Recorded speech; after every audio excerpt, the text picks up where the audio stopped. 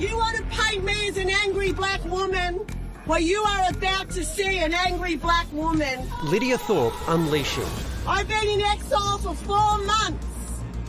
4 months I wasn't allowed to be in my own home because people want to kill me out there. The independent senator targeted overnight in a disturbing video by far-right extremists, which we've chosen not to show. It's cowardly and disgusting.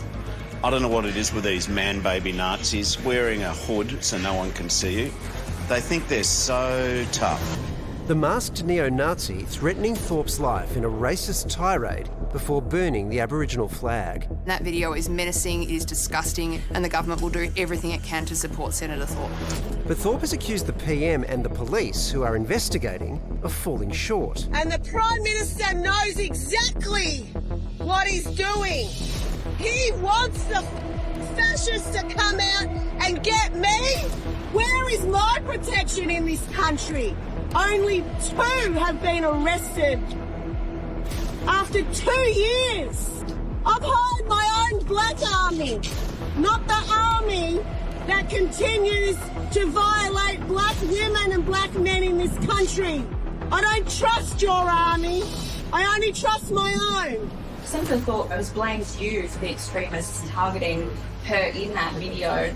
What's your response to that? I'm not going to engage in a debate like that. The sort of Nazi rhetoric and statements that are in that video have no place in discourse in Australian political life.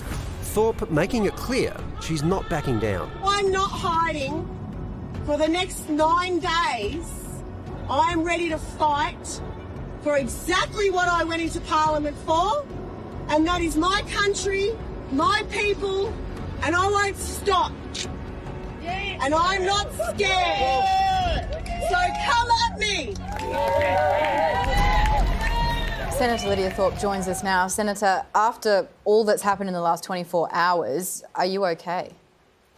I'm fine. I'm fighting fit. 250 years of oppression of our people in this country, it either kills you or makes you stronger. And as part of a Black Sovereign Movement member, I've been grounded and encouraged and strengthened by the sovereigns around this country to face up to the fascists in this country. Lidia, at any point were you fearful for your life? Absolutely. I was told by the Parliament and the government that my life would be protected by the Australian Federal Police, but the police have failed in their duty, and so have the Parliament, so has the Prime Minister, and I do believe that this is quite a deliberate attempt to silence me in this referendum for the next 9 days. All right, so I want to come to the last part of that in a second, but can you explain in what way they've failed specifically? Like, what haven't they done that you were expecting them to do? Well, Waleed, there's an investigation now going on. I've had death threats since I began in the Senate. I've only just got home after 4 months in exile from a death threat that the media don't know about. And I've been continually told to be silent about the violence being perpetrated against me. And today and every other day going forward, I will not be silent, and I will be calling out the racism of this referendum and the fact that suicide rates, particularly of First Nations people in this country, has spiked since Albanese called for that referendum. When you say they're not protecting you, it's not about specific things they have or haven't done in your case in this moment. It's a more general criticism of the way that police behave? No, Waleed. There are absolutely many specific areas that I can't talk about because my lawyers are actually engaged now and they're dealing with the Parliament and the Prime Minister's office. My lawyer has written to the government, and the only response from the government so far has been through the media. So they don't even have the decency to reply to my lawyer's letter sent first thing this morning. Instead, Albo's taking the opportunity for some yes campaign that is running at the moment to respond to my letter? Is that a response to the letter, Prime Minister?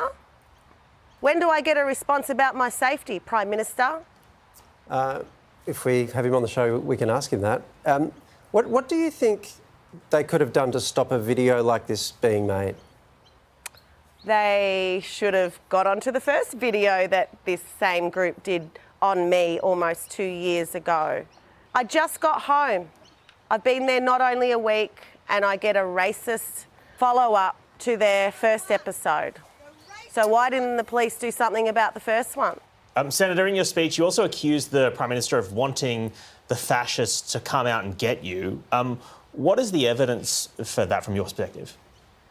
The evidence is the spike in the No campaign as soon as I came out as the Black Sovereign Movement, saying that we oppose the referendum on the grounds that we are the sovereign people of this country. There has not been a treaty.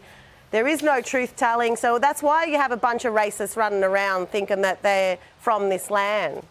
And I don't think the Prime Minister is very happy about me having a voice in this country. And I'm sure that the Prime Minister has many strategies to try and win or lose this referendum.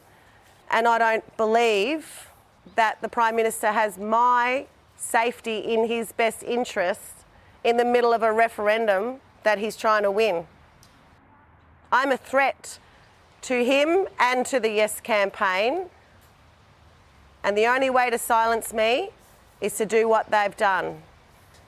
So I understand the idea that by holding this referendum that has unleashed certain racist forces and has led to increased mental health problems for Indigenous people and even attacks or threats upon you. So I understand that argument.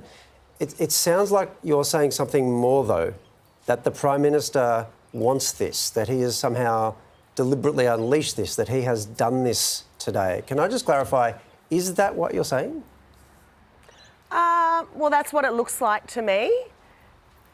We have a Prime Minister who says he knows what's best for us. And we have a Prime Minister who handpicked all his mates to give him advice. He cut out the grassroots. He cut out the poor blackfellas in this country. He won't deliver recommendations on deaths in custody. He won't stop stealing children in this country. He wants to frack the Beetaloo. So as far as I'm concerned, the Prime Minister is disingenuous with his gesture of this so-called voice and referendum bringing us together. We told the Prime Minister that this would divide this country, and we told the Prime Minister that this would embolden the racists. But he went ahead anyway. So it's on his head, and he should have cancelled the referendum when he was told. Okay. Because our people are killing themselves today as a result. So in fact, if anything, the Prime Minister has blood on his hands. Senator, we appreciate your time. My pleasure. Thank you.